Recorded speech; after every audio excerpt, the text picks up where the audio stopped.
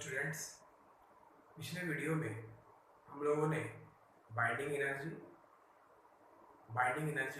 पर न्यूक्लियोन हम लोगों ने पढ़ा। अब इस वीडियो में हम लोग को मेनली बाइंडिंग एनर्जी कर्व के बारे में पढ़ना है।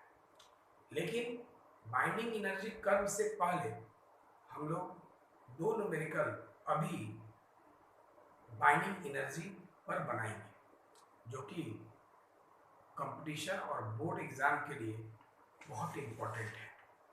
तो सबसे पहले बाइंडिंग एनर्जी पर हम लोगों ने पिछले क्लास में मास पर मतलब केजी पर क्वेश्चन बनाया था, जहां पर सबका मास केजी में दिया था। लेकिन आज हम लोग बाइंडिंग एनर्जी पे उस न्यूमेरिकल को बनाएंगे जो एएमयू के फॉर्म में दिया। और आपको मालूम है कि एएमयू को कन्वर्ट करने के लिए एनर्जी के लिए हम लोग डायरेक्ट फॉर्म E बराबर mc² से एक वैल्यू निकाले थे जो 931 मेगा इलेक्ट्रॉन वोल्ट था। तो किसी क्वेश्चन में 931 के जगह 931.5 भी ले लेता है, जैसा कि अभी हम लोग क्वेश्चन जो बनाए जा रहे हैं उस क्वेश्चन में दिया हुआ है। तो अब इस बात को थोड़ा सा ध्यान देंगे। अब हम लोग एएमयू पर क्वेश्चन बनाने जा रहे हैं, मास डिफेक्ट का ही और बाइंडिंग एनर्जी का ही। तो थोड़ा सा ध्यान देंगे, इसमें कोई टेंशन की बात नहीं है, बहुत आसान होता है ये सब न्यूमेरिकल। तो अभी हम लोग ये क्वेश्चन पढ़ने जा रहे हैं। तो इस क्वेश्चन में लिखा है calculate mass defect, binding energy and binding energy पर nucleon for a lithium 3Li7 taking its mass equal to 7 AU. Given mass capital M. Mass of proton 1.007825 AMU. Proton का मास आपको इतना यूज करना है। Mass of neutron is equal to 1.008665 AMU और 1 AMU का conversion energy में कहा कि 931.5 मेगा इलेक्ट्रॉन वोल्ट है, मतलब 1 AMU बराबर इतना एनर्जी। तो मान लीजिए कोई पूछे 2 AMU का कितना एनर्जी भाई, तो 2 से गुना कर ले। तो मास का एनर्जी का कन्वर्सन है। तो थोड़ा सा ध्यान देंगे, इसका सॉल्यूशन हम लोग कर रहे हैं, ज्यादा टफ नहीं है। सॉल्यूशन किसका कर रहे हैं हम, 3Li7। तो जब आप इसका 3Li7 का सॉल्यूशन कर रहे हैं तो सबसे पहले आपको चाहिए क्या, इसका चाहिए Z का वैल्यू 3। फिर आपको चाहिए क्या, A माने मास, इसका वैल्यू 7। अब आपको निकालना क्या है, पहला मास डिफेक्ट और मास डिफेक्ट मतलब delta M। Formula ZMP plus A minus Z into Mn minus capital M। Z atomic number कितना 3, MP मास ऑफ प्रोटॉन कितना 1.007825 plus A minus Z, A कितना 7 माइनस Z कितना 3 into mass of neutron given 1.008665 minus given mass of nucleus 7 AMU 3 into 1.007825 plus 7 में 3 या 4 1.008665 minus 7।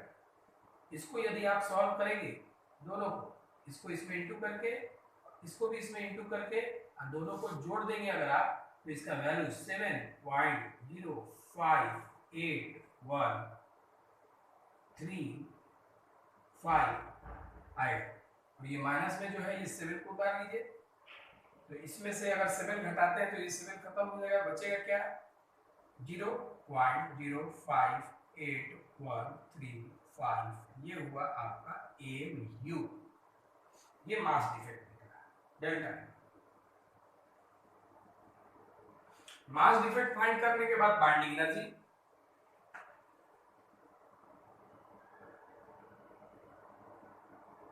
अब देखिए तो ध्यान से, बाइंडिंग एनर्जी होता क्या है, तो आपको मालूम है कि मास डिफेक्ट का एनर्जी होता है, मास डिफेक्ट को एनर्जी में कन्वर्ट कर देंगे आप, तो इसी का एनर्जी होता है mass defect converted to binding energy. Mass defect ही बाइंडिंग एनर्जी में बदलता है, ये हमने पिछले वीडियो में बताया था। मतलब इसका एनर्जी बाइंडिंग एनर्जी होता है, तो इसको mc स्क्वायर, अब ये amu में दिया है, तो इसका एनर्जी कैसे बहुत आसानी से निकाल सकते हैं।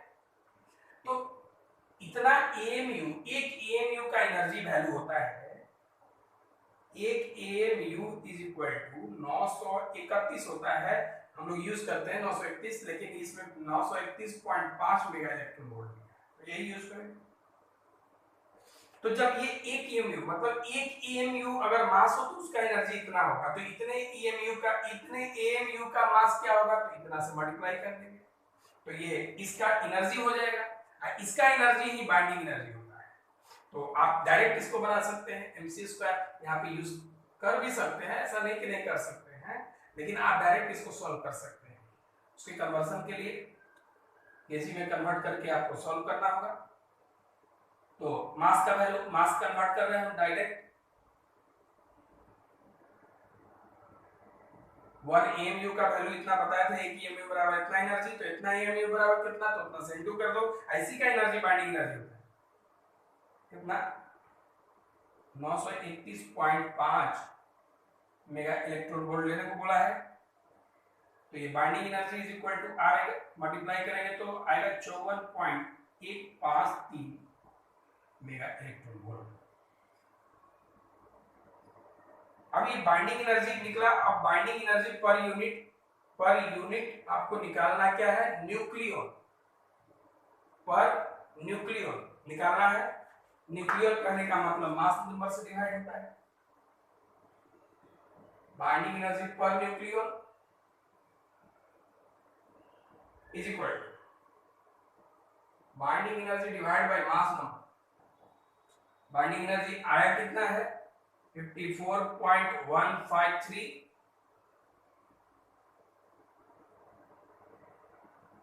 मास नंबर इसका कितना है 7, इसको डिवाइड करेंगे आप तो 7.7 736 के आसपास आएगा मेगा इलेक्ट्रॉन वोल्ट। ये हुआ, ये कोई टफ नहीं था। एक और इस पर न्यूमेरिकल बनाते हैं, ध्यान दीजिएगा। अभी हम लोग इस न्यूमेरिकल को सॉल्व करेंगे जहां binding energy per nucleon find करना है न्यूट्रॉन के लिए, जिसका मास गिवन है उतना, और इसमें प्रोटॉन का मास इतना लेना है, न्यूट्रॉन का मास इतना लेना है, और एक AMU जो एनर्जी कन्वर्ट करना है वो 931 मेगा इलेक्ट्रॉन वोल्ट पे कन्वर्ट करना है। क्वेश्चन जैसा गिवन होगा वैसा वर्क करेंगे हम लोग। अब देखिए थोड़ा ध्यान से, अब हमको न्यूट्रॉन के लिए बनाना है, तो सॉल्यूशन करते हैं। किसके लिए बनाना है, न्यूट्रॉन मतलब 1s2 के लिए। तो सबसे पहले इसका Z आपको देखना होगा कि 1 है, और मास नंबर A देखना होगा कि 2 है। तो भाई बाइंडिंग एनर्जी पर न्यूक्लियन निकालने के लिए पहले बाइंडिंग एनर्जी मास डिफेक्ट निकाल देते हैं। तो मास डिफेक्ट मतलब delta M is equal to ZMP plus A minus Z into Mn minus given mass बढ़ा, Z का वैल्यू कितना 1, MP मास ऑफ प्रोटॉन दिया है 1.0081 plus A minus Z 2 minus 1 into Mn mass of neutron 1.0090 minus given mass of nucleus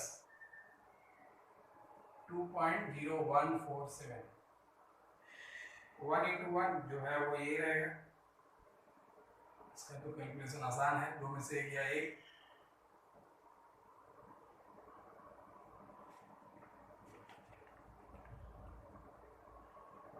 one से into इसको करेंगे कोई फर्क नहीं, यही रह जाएगा। दोनों को आप ऐड करें 2.0171 आएगा, दोनों को ऐड करें माइनस 2.0147। इसके बाद इसको घटाएंगे आप, 11 में से 7 गया 4, 6 में से 4 गया 2, फिर आप देखिए 0 0 हो जाएगा, पॉइंट 2 में से 2 गया 0, तो ये आपका निकला डेल्टा एम मतलब मास डिफेक्ट इतना AMU। अब यही वो मास है जिसका एनर्जी बाइंडिंग एनर्जी होगा, तो बाइंडिंग एनर्जी निकालेंगे। बाइंडिंग एनर्जी निकालने का तरीका, बाइंडिंग एनर्जी इस मास का एनर्जी, और अगर 1 AMU का एनर्जी होगा उतना 931 मेगा इलेक्ट्रॉन वोल्ट, तो इतना एनर्जी का, इतना AMU का, तो इतना सब्स्टिट्यूट कर देंगे 0.0024 इंटू 931 गुना, अगर आप इसको करते हैं 2.2344 मेगा इलेक्ट्रॉन वोल्ट आएगा। अब चूंकि बाइंडिंग एनर्जी आपको नहीं, बाइंडिंग एनर्जी पर न्यूक्लियन तक पूछा है, बाइंडिंग एनर्जी पर न्यूक्लियन, इसके लिए बाइंडिंग एनर्जी को आप उसके मास नंबर से डिवाइड करेंगे। बाइंडिंग एनर्जी आपने कितना निकाला 2.2344, 2.2344, मास नंबर इसका कितना है 2, डिवाइड करेंगे आप 2 को 2 से, एक बार में, एक बार में, एक बार में 7, 14, 2 मेगा इलेक्ट्रॉन वोल्ट ये हुआ। अब इसके बाद हम लोग बाइंडिंग एनर्जी कर्व पढ़ेंगे, जो सबसे इंपॉर्टेंट टॉपिक है थोड़ा सा। अभी हम लोग बाइंडिंग एनर्जी कर्व देख रहे हैं, बहुत इंटरेस्टिंग टॉपिक है, थोड़ा सा ध्यान देंगे। जैसे बाइंडिंग एनर्जी कर्व जो है एक ग्राफ है जो बाइंडिंग एनर्जी कैलकुलेट करके, binding energy per unit nucleon, माने एक न्यूक्लियन के लिए बाइंडिंग एनर्जी कितना है आपको वो कैलकुलेट करके मास नंबर के साथ उसका ग्राफ प्लॉट किया गया है, और वो एनर्जी के ग्राफ से, जैसे अभी आपने बाइंडिंग एनर्जी न्यूमेरिकल में कैलकुलेट किया था, binding energy per unit nucleon calculate किया था, अरे वही binding energy per unit nucleon graph पर बनाया गया है।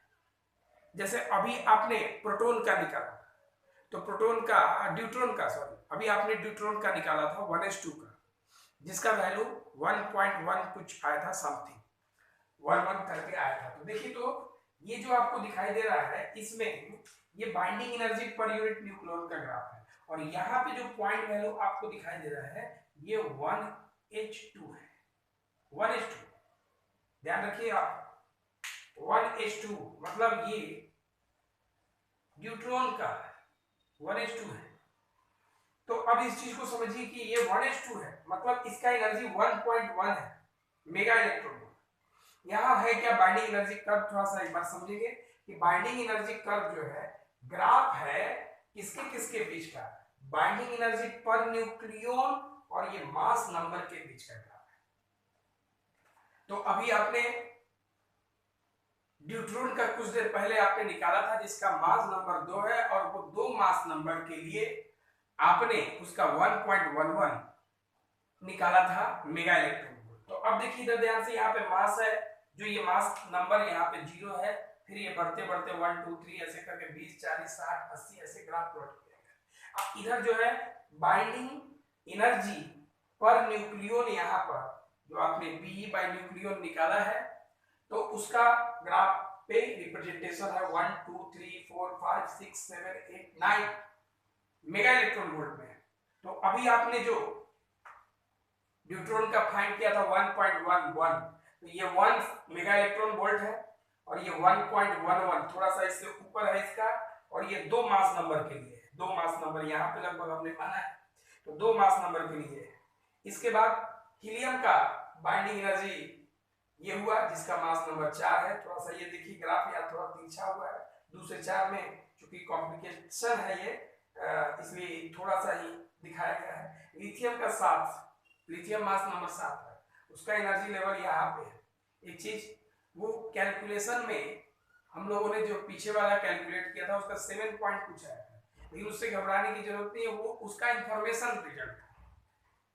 एमयू में आपने 931.5 लिया था, वो गिवन पे था, जिस तरह से मास नंबर प्रोटॉन का और न्यूट्रॉन का कुछ और था, तो उससे वैल्यू चेंज कर जाएगा, लेकिन ये रियल फिगर आपको यहाँ पे, वो तो कैलकुलेशन था, तो एक कैलकुलेशन सही भी हमने, मतलब वो भी एक्यूरेट प्रोसेस था, लेकिन थोड़ा ध्यान दीजिएगा, एक वैल्यू यहाँ पे हमने इसीलिए दूसरा न्यूमेरिकल परफेक्ट फिगर पे बनाया था।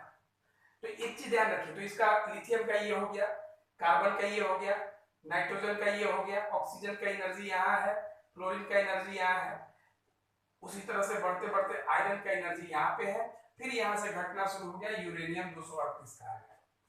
अब इसमें है क्या, बाइंडिंग एनर्जी कर्व क्या बताता है, तो ये एक ग्राफ है जो बाइंडिंग एनर्जी और मास नंबर के बीच में खींचा गया है। ध्यान से बातों को अच्छी तरह सुनेंगे, बिल्कुल अच्छा समझ में आएगा। ये ग्राफ है जो कि बाइंडिंग एनर्जी पर न्यूक्लियन और मास नंबर के बीच का, बाइंडिंग एनर्जी और मास नंबर के बीच का यहाँ ग्राफ खींचा गया है। तो इस ग्राफ से आपको मालूम क्या चलता है कि ये ग्राफ जो है एनर्जी का, एक न्यूक्लियन के एनर्जी का मास नंबर के बेस पे खींचा गया है। तो अब ये ग्राफ का मीनिंग क्या है, तो ग्राफ का एक मीनिंग है कि ये जिस न्यूक्लियस का, ध्यान रखिएगा, बाइंडिंग एनर्जी ज्यादा होगा वो न्यूक्लियस ज्यादा स्टेबल होता है। इसका एक पॉइंट नोट में लिख भी लेंगे आप लोग, nuclei which has greater binding energy by nucleon is said to be more stable.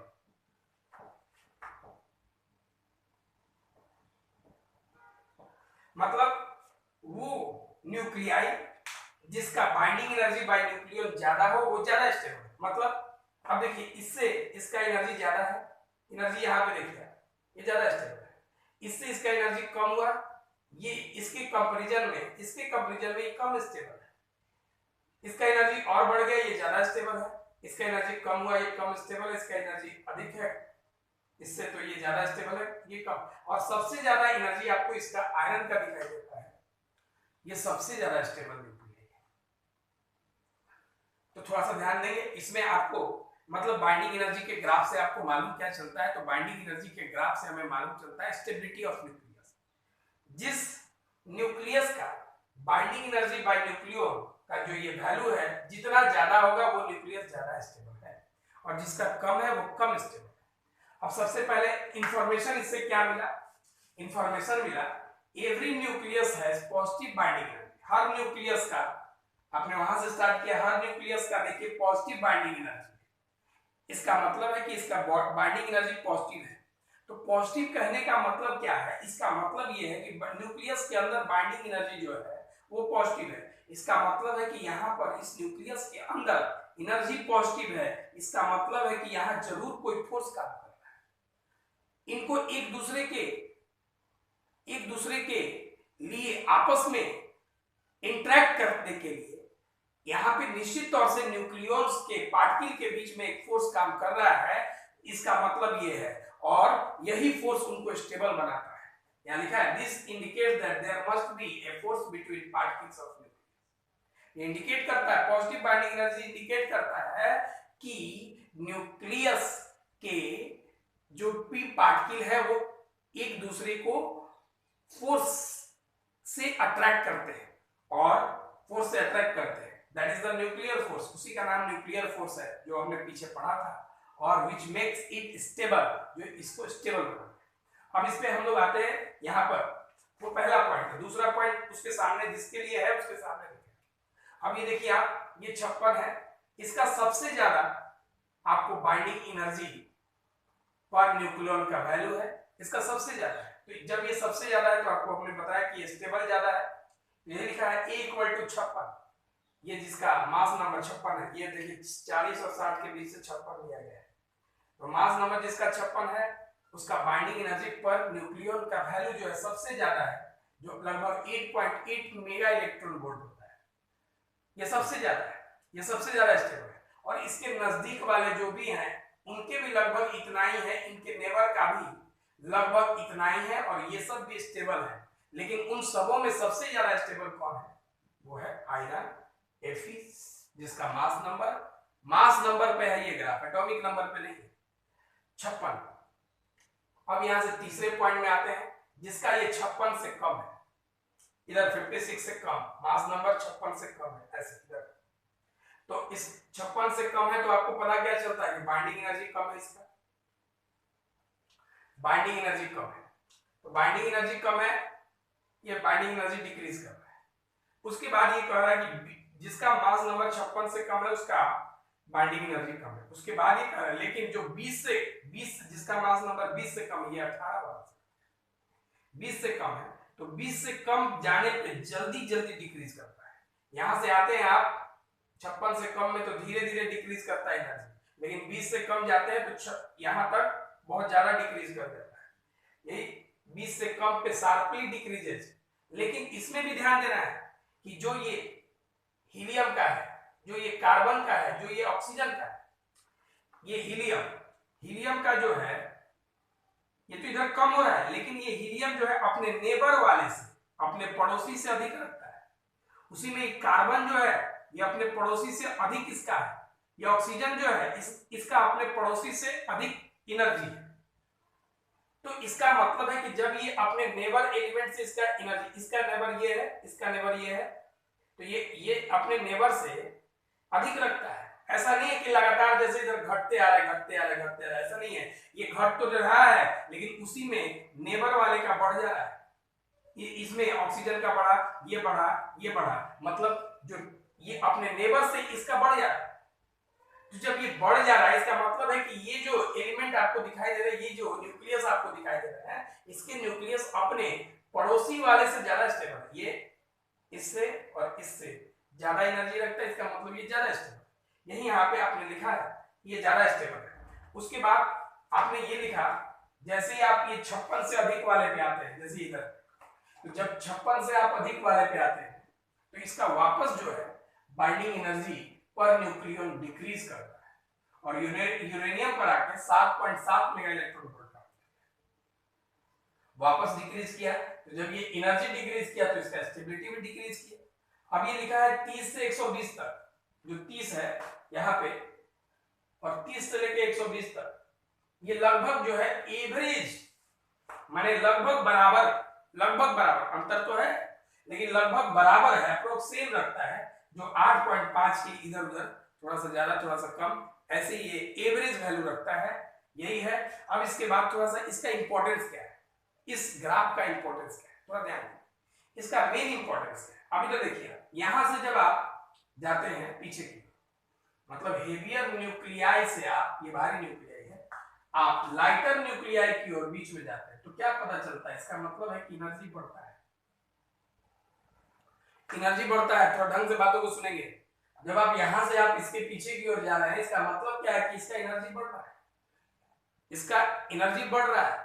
मतलब जब आप इस हेवियर कहने का मतलब जिसका मास नंबर बड़ा है, न्यूक्लियस में मास के पार्टिकल्स बड़े हैं, हेवी मास, तो ये हेवियर न्यूक्लियस है। इसको अगर आप ये पीछे वाले न्यूक्लियस में तोड़ के कन्वर्ट करते हैं, तो बात समझिए आप, हम जो बोल रहे हैं, ये जो न्यूक्लियस आपको पता चला ये हेवियर न्यूक्लियस है, इसको जब आप पीछे लेके गए तो इसका एनर्जी बढ़ रहा है। मतलब ये न्यूक्लियस, अगर ये न्यूक्लियस को तोड़ के आप छोटा न्यूक्लियाई में कन्वर्ट करते हैं तो इसका मतलब है एनर्जी बढ़ा है, मतलब एनर्जी जो है वो लाइब्रेट करेगा।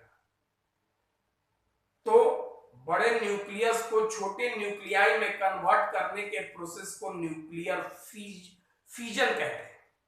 मतलब कि जब आप बड़े न्यूक्लियाई को तोड़ के छोटे छोटे न्यूक्लियाई में कन्वर्ट करेंगे तो वो एनर्जी बढ़ जा रहा है, एनर्जी बढ़ रहा है। इसका मतलब है कि ये जो है एनर्जी बढ़ेगा, मतलब एनर्जी जो है ऐसे कन्वर्सन में एनर्जी लाइब्रेट करेगा, एनर्जी प्रोड्यूस करेगा। न्यूक्लियर फ्यूजन ये प्रोसेस है। अब उसके बाद इसके उल्टा पे आते हैं इंपॉर्टेंस। पहला इंपॉर्टेंस ये था। दूसरा इंपॉर्टेंस इसका क्या है, इसका दूसरा इंपॉर्टेंस है कि आप जब ये देखिए छोटे को आप बड़े में कन्वर्ट करते हैं, 2 4 14 16 18 56 ऐसा कुछ है, तो अब ये देखिए, तो जब आप छोटे को बड़े में कन्वर्ट करते हैं तो भी आप देखिए कि एनर्जी बढ़ रहा है, एनर्जी बढ़ रहा है। इसका मतलब है कि जब आप छोटे न्यूक्लियस को कंबाइन करके बड़ा न्यूक्लियस में कन्वर्ट करते हैं तो भी एनर्जी बढ़ रहा है, मतलब तो भी ये एनर्जी प्रोवाइड करेगा, एनर्जी प्रोवाइड करेगा। और ये प्रोसेस न्यूक्लियर फ्यूजन कहा जाएगा। ये बात को ध्यान रखेंगे। मतलब न्यूक्लियर फ्यूजन में भी एनर्जी लाइब्रेट होगा और न्यूक्लियर फ्यूजन में भी एनर्जी लाइब्रेट होगा। लेकिन एक चीज सोचने की बात, इससे आप देखिए तो एनर्जी का चेंज, और इससे आप देखिए तो इसमें एनर्जी का चेंज। आपको पता चल रहा होगा कि इससे ये बनाने में एनर्जी का चेंज ज्यादा हो रहा है। इसका मतलब है ये ज्यादा एनर्जी लाइब्रेट करेगा। इससे अगर आप तोड़ के ये बनाते हैं लाइटर, तो इसमें भी एनर्जी बढ़ रहा है, लेकिन उसके तुलना में, इसके तुलना में यहां ज्यादा एनर्जी चेंज हो रहा है, यहां पे कम एनर्जी चेंज हो रहा है। तो इस प्रोसेस के तुलना में ये आपको ज्यादा एनर्जी प्रोवाइड करेगा। मतलब न्यूक्लियर फ्यूजन जो प्रोसेस होता है उस समय एनर्जी ज्यादा लाइब्रेट करता है। बात समझिए थोड़ा ध्यान से। हमने ये कहा इसका इंपॉर्टेंस क्या है।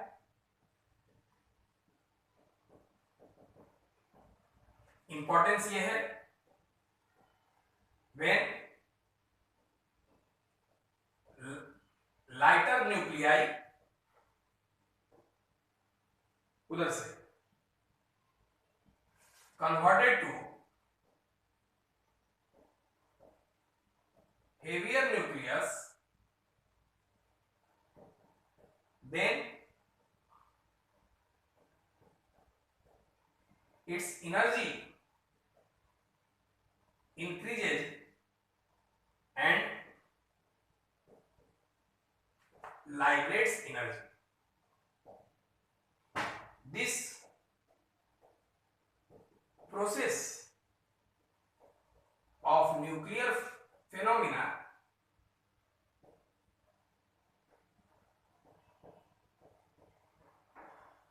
is known as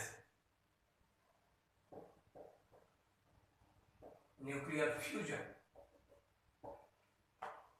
ध्यान रखिए। दूसरा पॉइंट इसका, जब एक हेवियर न्यूक्लियस को हम छोटे छोटे न्यूक्लियाई में कन्वर्ट करते हैं तो भी ये एनर्जी लाइब्रेट करेगा। When A heavy nucleus converted to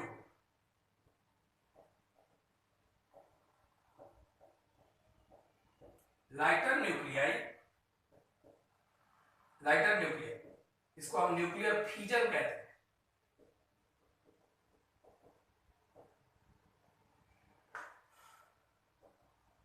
Then energy increases and it liberates energy। अब एक चीज समझिए बात को ध्यान से, ये भी एनर्जी को लाइब्रेट करेगा। जैसे अभी हम बताना क्या चाहे कि बाइंडिंग एनर्जी कर्व क्या है, तो बाइंडिंग एनर्जी जो है कर्व क्या है, ये एक ग्राफ है बाइंडिंग एनर्जी पर न्यूक्लियन। मतलब आप समझिए कि सिंपल बाइंडिंग एनर्जी एक न्यूक्लियन के लिए एनर्जी है, ये बाइंडिंग एनर्जी न्यूक्लियस का एनर्जी है, और मास नंबर के साथ ये ग्राफ है। अगर आप ये ग्राफ खींचते हैं मास नंबर का बाइंडिंग एनर्जी के साथ, तो आपको बाइंडिंग एनर्जी कर्व मिलता है। इसका रोल क्या है कि इसमें आपको बताता है कि जिसका एनर्जी ज्यादा है वो ज्यादा स्टेबल है। तो आप ये देखिए जिसका एनर्जी ज्यादा है वो ज्यादा स्टेबल है। तो इससे आपको क्या पॉइंट मिला, पहला पॉइंट तो आपको ये मिला कि सारे न्यूक्लियस के बाइंडिंग एनर्जी जो है पॉजिटिव है। इसका मतलब ये है कि हर न्यूक्लियस के बाइंडिंग एनर्जी पॉजिटिव है। मतलब कि हर न्यूक्लियस के अंदर जितने भी पार्टिकल हैं वो एक दूसरे पर फोर्स लगाते हैं। मतलब इनके न्यूक्लियस में फोर्स लग रहा है। भाई ये फोर्स जब लग रहा है तो इसका मतलब है कि फोर्स लगने का मतलब ये है कि स्टेबल है, और वो फोर्स का नाम न्यूक्लियर फोर्स है। बाइंडिंग एनर्जी पॉजिटिव का मतलब यही है। बाइंडिंग एनर्जी पॉजिटिव का मतलब ये है कि सबका बाइंडिंग एनर्जी पॉजिटिव है। आप देख लीजिएगा इसका मतलब क्या है, इसका मतलब है कि न्यूक्लियस के अंदर जो बाइंडिंग एनर्जी है वो एक पॉजिटिव वैल्यू प्रोवाइड करता है, और उस पॉजिटिव वैल्यू का मतलब है कि न्यूक्लियॉन्स इनके जो पार्टिकल हैं वो एक दूसरे पे फोर्स लगा रहे हैं, और यही फोर्स जो है उनको स्टेबल बनाता है। That is the first point. अब उसके बाद सेकंड पॉइंट में क्या है कि आपको पता चला कि ये बाइंडिंग एनर्जी के ग्राफ में आपको पता चला, जो वैल्यू आपने कैलकुलेट करके फाइंड करके ग्राफ पर प्लॉट किया है, आपको पता क्या चला कि जिसका मास नंबर 56 है, जो आयरन है, उसका बाइंडिंग एनर्जी सबसे ज्यादा है, बाइंडिंग एनर्जी पर न्यूक्लियन सबसे ज्यादा है, तो इसका मतलब ये सबसे ज्यादा स्टेबल है। इसके पीछे अगर आप जाते हैं तो बाइंडिंग एनर्जी घट रहा है, लेकिन कुछ दूर तक धीरे धीरे घट रहा है, और जैसे ही 56 से नीचे जाते हैं तो ये घट रहा है, लेकिन कुछ दूर तक धीरे धीरे घट रहा है, अभी पता है। लेकिन जैसे ही आप 20 से नीचे गिर जाते हैं, मास नंबर ये 18 है, मतलब लगभग 20 यहाँ होगा, जैसे ही आप 20 से नीचे जा रहे हैं तो ये ज्यादा तेजी से घट रहा है, तो ज्यादा तेजी से घटा है, यही पता है। लेकिन इस कंडीशन में भी जो हीलियम है, कार्बन है, ऑक्सीजन है, ये अपने नेबर मतलब पड़ोसी वालों से अधिक रखता है, अपने अगल बगल वाले से अधिक रखता है, अपने अगल बगल वालों से इसका बाइंडिंग एनर्जी अधिक है, अगल बगल वालों से इसका बाइंडिंग एनर्जी अधिक है। इसका मतलब क्या है कि अपने नेबर से बाइंडिंग एनर्जी अधिक है, इसका मतलब स्टेबल अधिक है, मतलब अपने पड़ोसी वाले से ये स्टेबल ज्यादा है, ऐसा ये बता रहा है। उसके बाद अगला पॉइंट क्या बताता है फोर्थ में, जैसे आप 56 से ज्यादा की ओर जाते हैं तो फिर से वापस घट रहा है, यूरेनियम पे आके ये 7.7 मेगा इलेक्ट्रॉन वोल्ट पर हो जाता है। जब वो घट रहा है बाइंडिंग एनर्जी, तो इसका मतलब स्टेबिलिटी भी घट रहा है।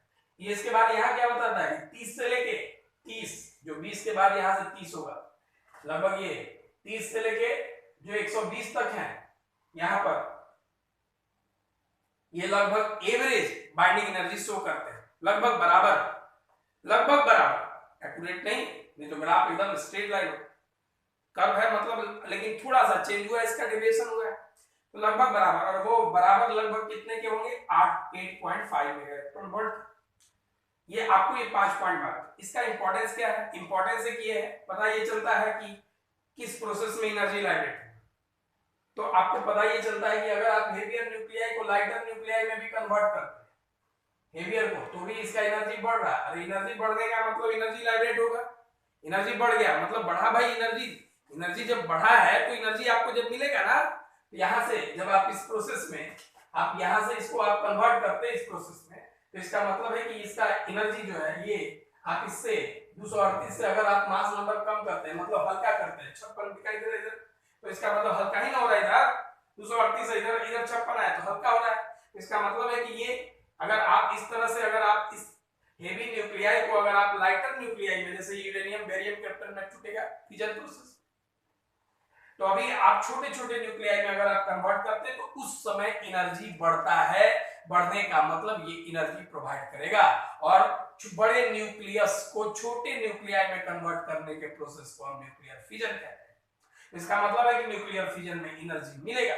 उसी तरह अगर आप छोटे न्यूक्लियस को बड़े न्यूक्लियस में कन्वर्ट करते हैं, ये छोटा है 2 पर, ये 4 हो गया, 2 को अगर आप 4 में कन्वर्ट करते हैं तो भी ये एनर्जी बढ़ रहा है, और ये एनर्जी बढ़ रहा है, इसका मतलब है कि इस प्रोसेस में छोटे को बड़ा न्यूक्लियस, छोटे न्यूक्लियाई को बड़ा न्यूक्लियस करने में भी एनर्जी बढ़ रहा है। तो जब ये एनर्जी बढ़ रहा है, ध्यान देंगे बात को, तो जब ये आपको मालूम चल रहा है कि इसमें एनर्जी बढ़ा है, इसका मतलब ये भी एनर्जी लाइब्रेट करेगा। अब ये आपको मालूम ये चलता है कि ये भी एनर्जी लाइब्रेट करेगा, इस प्रोसेस को छोटे से बड़ा बनाने को हम फ्यूजन कहते हैं। तो अब लेकिन आप ये देखते क्या है, एक और यहाँ पे नोट पता चलता है, और वो नोट क्या पता चलता है कि change of fusion, change of energy, energy during fusion change ज्यादा करता है फ्यूजन के कंपैरिजन में, इसलिए इस समय एनर्जी ज्यादा लाइब्रेट होगा कंपेयर टू फ्यूजन। देखिए ध्यान से जो लिख रहे हैं, change of energy in fusion is larger than the change in, इस समय चेंज, फ्यूजन वाला चेंज ज्यादा है, चेंज इन फ्यूजन, देयरफॉर होगा क्या कि ड्यूरिंग फ्यूजन जो एनर्जी, फ्यूजन के समय जो एनर्जी मिलेगा वो कम मिलेगा, फ्यूजन में ज्यादा मिलेगा। Therefore, during fusion, large